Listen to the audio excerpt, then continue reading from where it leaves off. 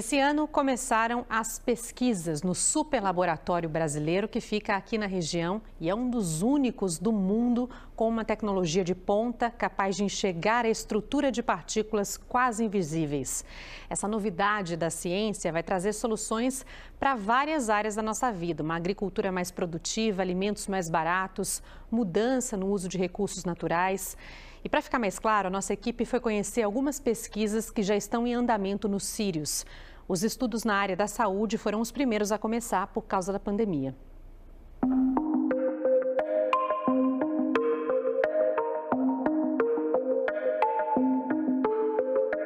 Um novo olhar para a ciência.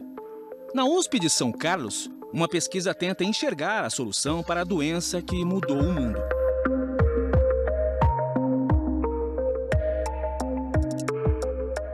No laboratório do Instituto de Física, 10.000 moléculas de medicamentos estão sendo testadas para evitar a multiplicação do coronavírus. A grande maioria, princípios ativos de remédios que já existem, como os antibióticos. A equipe foi a primeira de outra cidade a utilizar os Sírios. Eles abriram essa exceção, devido à pandemia, como uma resposta, deixaram disponível, para a gente poder fazer a nossa pesquisa, e foi fundamental. Ela não existiria sem os Sírios. Pelo menos 2 moléculas já se mostraram promissoras contra a Covid. O recorde da vacina foi absoluto, E acho que na questão de uma droga para tratar pacientes já com um quadro mais avançado de síndrome respiratória, eu acho que nós vamos ver outro recorde sendo quebrado. Ainda esse ano, ou talvez no outro, nós podemos ter alguma resposta de ensaios clínicos avançados. Ao redor dos Sírios existe um complexo de laboratórios do CNPEM, Centro Nacional de Pesquisa em Energia e Materiais, ligado ao Ministério de Ciência e Tecnologia. No Laboratório Nacional de Biorrenováveis, uma mini usina que produz etanol com bagaço de cana. Com um fungo geneticamente modificado, os pesquisadores produziram um coquetel de enzimas que consegue extrair mais etanol da cana-de-açúcar. Com essa solução, a gente pode aumentar em até 50% a mais a produção de etanol do país. Isso significa mais de 15 bilhões de litros de etanol, sem um hectare sequer a mais de plantação de cana-de-açúcar. A pesquisa já patenteada contou com a luz do laboratório Sírios para enxergar a ação das moléculas do fungo que funcionou como solução biológica. E para quem é apaixonado por uma loira gelada, saiba que a mesma técnica também aumentou a oferta de cerveja. A gente conseguiu aumentar a utilização do malte. O malte é a matéria-prima mais importante na produção de cerveja. Uma fração significativa do malte não é aproveitada, ela vira resíduo e é dispensada, doada ou vendida para nutrição animal. E ali tem valor agregado que poderia virar mais cerveja. Então a gente desenvolveu enzimas que pode aumentar a extração dos componentes do malte, que vai aumentar a produtividade de cerveja. A gente está falando aí de 80, 100 milhões a mais de litros de cerveja com a mesma matéria-prima. Esses daqui são átomos. E aí, com esse entendimento de cada um da posição dos átomos, como ele interage com componentes do bagaço, eu posso otimizar, eu posso redesenhar essa estrutura tridimensional como se fosse peças de Lego. Eu considero que cada átomo fosse uma pecinha de Lego. Eu começo a mudar eles de posição, de forma com que eu aumente a capacidade dele reconhecer componentes do bagaço da cana-de-açúcar. É como se fosse uma caixa preta. Eu posso ficar lá tentando centenas, milhares de alternativas até encontrar uma solução por tentativa e erro. O Sírios joga luz nessa caixa preta. Para o avanço da ciência, é preciso compreender as nanopartículas. Responda rápido. O que tem em comum esses lápis e essas joias com diamantes? Para a ciência, tudo. O diamante e o grafite são feitos do mesmo material, átomos de carbono. Dependendo do jeito que as moléculas estão organizadas, você tem um ou outro. A ciência, inclusive, já transforma grafite em diamante. E é com o brilho dos Sírios que descobertas valiosas estão a caminho.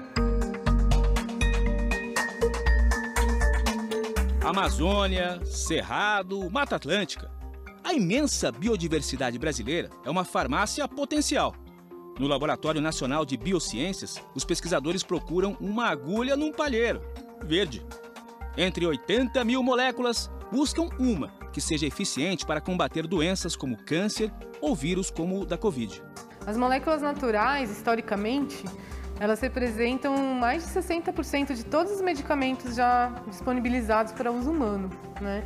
Por que isso? Elas têm um arranjo tridimensional único, têm composições químicas e propriedades exclusivas, né? São muitos milhares de anos de evolução para a natureza produzir essas moléculas tão únicas, né? 400 plantas foram isoladas para o estudo e pelo menos 20 já apresentaram compostos promissores para a cura de doenças. Pedaços minúsculos das moléculas se transformaram em cristais, iluminados com a luz poderosa do Sirius. O Sirius permite que a gente avalie centenas de amostras dessa da natureza brasileira, né? Em um dia ou em poucos dias, e a gente consegue olhar para essa quimiodiversidade com visão de raio-x.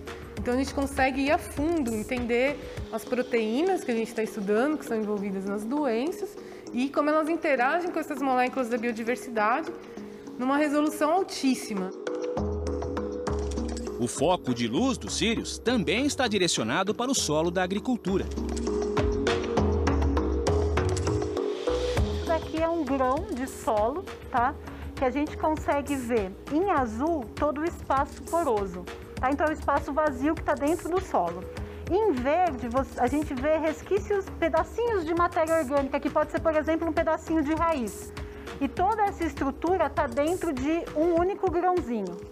A nova fonte de energia pode ajudar na formulação de fertilizantes mais eficientes, agricultura mais produtiva. Luz tão brilhante que chega até as profundidades do oceano. A primeira imagem que a gente fez de uma amostra do pré-sal brasileiro, é uma amostra cedida pela Petrobras. Então, o que você vai ver aqui, começando a ser renderizado em 3D, é todo meio poroso, é esse espaço vazio dentro da rocha, que é onde está o gás, onde está o petróleo e onde tem, eventualmente, água também. Em marrom, você vê a matriz dessa rocha, que é composta pelos grãos que compõem a rocha inteira em si, né? O estudo da pesquisadora Nathalie tenta descobrir uma fórmula para extrair mais petróleo das rochas do pré-sal. Atualmente, só é possível recuperar 15% do óleo que fica dentro da rocha. Quando a gente olha ela, parece que ela é maciça, mas na verdade ela está cheia de buraquinhos, né? Que é o que a gente chama de espaço poroso. Então a gente pode falar que ela parece uma esponja, porque é dentro desses buraquinhos que a gente tem todos os fluidos, todos os líquidos, que pode ser o óleo, o gás ou a água que está dentro dela. Com a mais alta tecnologia, as menores partículas do universo. Parece uma tomografia médica, então é muito fácil, é simples o conceito. Então a gente cria imagens tridimensionais da amostra, só que com uma diferença, a gente consegue fazer isso em altíssima resolução. Então a gente enxerga aqui uma coisa que o tomógrafo médico lá do hospital não consegue enxergar, porque ele não tem resolução para isso. É como se a gente tivesse um super óculos aqui e a gente conseguisse olhar realmente os detalhes internos da amostra. Um super óculos para enxergar além do horizonte.